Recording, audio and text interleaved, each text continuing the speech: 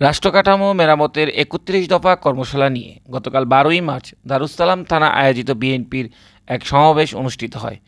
উক্ত সমাবেশে বক্তব্য রাখেন ঢাকা মহানগর বিএনপির যুগ্ম আহ্বায়ক জনাব গাজী রেজওয়ানুল হোসেন রিয়াজ।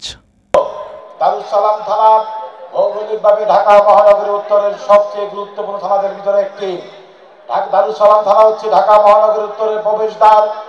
এই প্রবেশদ্বার দিয়ে ঢাকা মহানগরের উত্তরে প্রবেশ করতে হয়।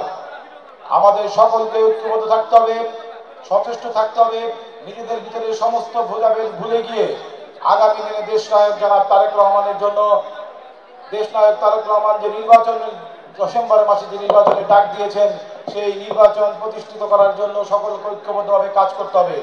সকল ভেদাভেদ ভুলে যেতে হবে। মনে রাখতে হবে আগামী দিনে জনগণের কাছে ভোট চেতে যেতে হবে। দারুস-সালাম থানা থেকে গাবতলী এবং বেলিবাদ এলাকায় বাজার রয়েছে।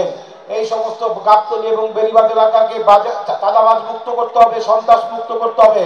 মনে রাখতে হবে আগামী দিনে কিন্তু এদের কাছে আপনাদেরকে ভোট চেতে যেতে হবে। অতএব সকলে সাবধান থাকবেন।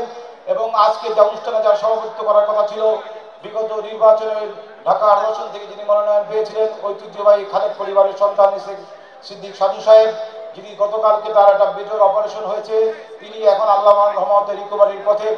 গতকালকে আহ্বায়কের সাথে কথা হয়েছে, আমার সাথে কথা হয়েছে, এবং আগামী দিনে সে আবার আমাদের মাঝে ফিরে আসবে প্রত্যাশা করছে। এবং দারুস-সালাম থানার সকল অঙ্গ সংগঠন একসাথে কাজ করবেন, হাতে হাত মিলিয়ে কাজ করবেন, চাঁদাবাজ এবং দুর্নীতিমুক্ত দারুস-সালাম থানা গড়ে তুলবেন।